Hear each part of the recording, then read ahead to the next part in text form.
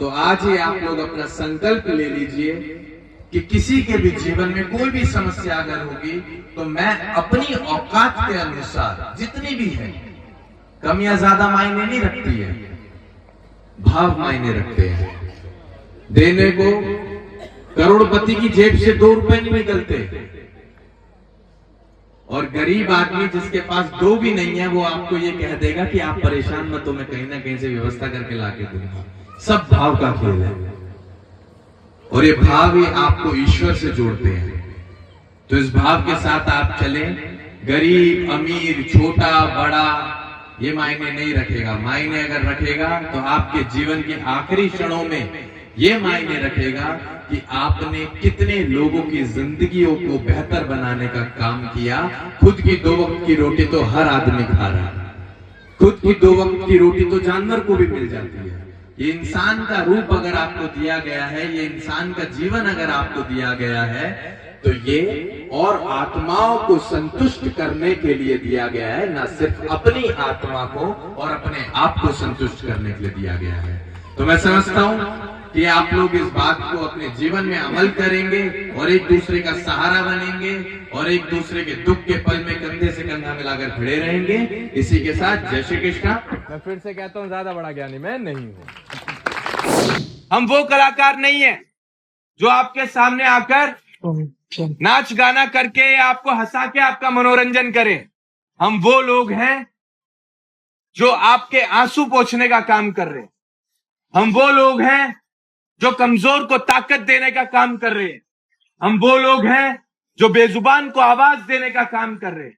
हम वो लोग हैं जो रोते हुए के आंसू पोंछने का काम कर रहे हैं। हम वो लोग हैं जो बुरे वक्त में जिसके साथ कोई नहीं खड़ा, जिसका सहारा कोई नहीं बन रहा, उसका सहारा देने के लिए हम लोग खड़े हैं। हम वो हैं जिन्हें शायद आप आज नहीं जानते हो, लेकिन आने वाले कुछ सालों बाद आप जरूर पहचान जाएंगे कि आप ही के बीच एक गगन यादव आया था, जो आज देश की सबसे बड़ी और मजबूत ताकत है, जो आप लोगों के लिए लड़ने का काम कर रहा है। इसी के साथ सभी को जय श्री कृष्णा। आपके प्यार, आपके आशीर्वाद की हमेशा हमें अभिलाषा रहेगी, और आप ये हमें देते रहें। हमें अपनी दुआओं में, अपनी प्रार्थनाओं में आप जिंदा रखें, क्योंकि हम आने वाले समय में आप ही के बच्चों की, आप ही के परिवार की, आप ही लोगों की लड़ाइयां लड़ने का काम करेंगे। मैं यहाँ पे मसाला लगाने किसी को आया नहीं हूँ। पॉइंट टू पॉइंट बात करता हूँ, काम करने निकला हूँ, काम करना चाहता हूँ, आगे भी काम करना चाहूंगा। अगर आप लोगों ने अपना आशीर्वाद और अपना प्यार दिया, बोलूंगा वहां जहाँ देश की सबसे बड़ी पंचायत है, और जब दहाड़ूंगा वहां पर तो यकीन मानिएगा संसद की दीवारें भी कई सदियों तक गूंजेंगी कि समाज ने अपना कोई नेता तैयार करके भेजा था।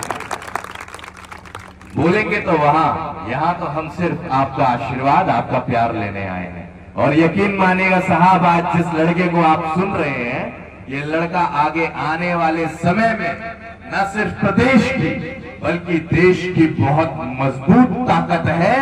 अगर आप आज भी इसे नहीं पहचान पाए तो थोड़ा सा समय और दीजिएगा, थोड़ा सा समय और दीजिएगा। कुछ सालों में आप पहचान जाएंगे कि आपके बीच कौन आया था और क्या चाहता है और क्या आपको देकर चला गया।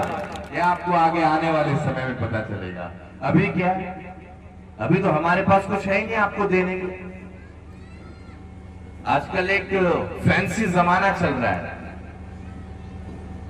नेता 10 फॉर्च्यूनर के साथ, 20-30 बॉडीगार्ड के साथ अगर आता है तो आप सोचते हो ये है मजबूत नेता।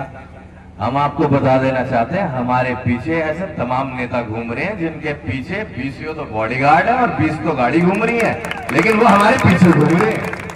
ये होती है ताकत, और जिस ताकत का हम एहसास आपको अभी नहीं करवाना चाहते, अभी ताकत को हम इकट्ठा कर रहे हैं। इस ताकत को हम तब दिखाएंगे जिस दिन आपको जरूरत लगेगी, ये हाँ आप कमजोर पड़ रहे हैं, तब हम दिखाएंगे कि ताकत क्या होती है। उस दिन इस ताकत का इस्तेमाल करेंगे। हवाबाजी में ताकत का इस्तेमाल करके क्या करना, क्या फायदा हवाबाजी करने में? युवा जरूर प्रभावित होगा, युवा को जरूर देखने में अच्छा लगेगा कि हमारा नेता तो बहुत मजबूत है यार, एक ही रंग की गाड़ियों में आता है और लंबी चौड़ियां गाड़ियां लाता है। इस फैंसी नेतागिरी वाले जमाने से बाहर निकलो। वो अगर चुनाव लड़ने के लिए 20 करोड़ लगाएगा तो 200 करोड़ आप ही के हिस्से का खा जाएगा। मैं तो कहने निकला हूं, अपनी जेब से नेतागिरी करने निकला हूं और साफ कहकर जा रहा हूं, अपनी जेब से 1 रुपया नहीं लगाऊंगा और ना आपकी जेब का 1 रुपया अपनी जेब में आने दूंगा। काम करके दिखाऊंगा। जिसने भी दिया एक कतरा भी साथ हमारा, जिंदगी रही तो समंदर लौटाएंगे।